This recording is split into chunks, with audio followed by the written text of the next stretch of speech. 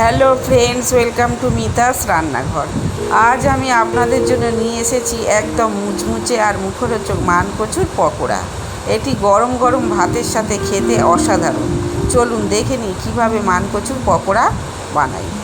কচুটা খোসা ছাড়িয়ে পরিষ্কার করে ধুয়ে নিয়েছি। এবার গ্রেটার দিয়ে একদম মিহি করে গ্রেট করে নেব। এবার গ্রেট করা কচুর মধ্যে নুন, হলুদ, কাঁচা লঙ্কা কুচি, জিরে গুঁড়ো, কাশ্মীরি লাল লঙ্কা আর ঝাল লঙ্কার গুঁড়ো দিয়ে দিলাম।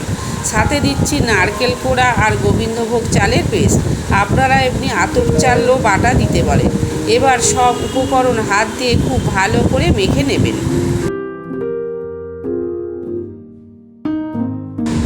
এবার কড়াইতে পরিমাণ মতো সর্ষের তেল গরম করে ব্যাটার থেকে পকোড়ার আকারে তেলে ছেড়ে দেব।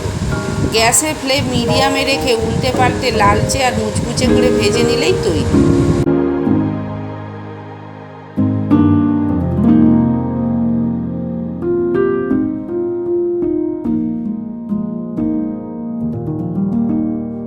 তৈরি আমাদের গরম গরম মানকচুর পকোড়া। রেসিপিটি ভালো লাগলে বাড়িতে অবশ্যই ট্রাই করবেন আর কমেন্টে জানাবেন কেমন লাগলো। ভালো লাগলে লাইক দেবেন, শেয়ার করবেন আর চ্যানেলটি সাবস্ক্রাইব করতে ভুলবেন। ভালো থাকুন, সুস্থ থাকুন, ধন্যবাদ।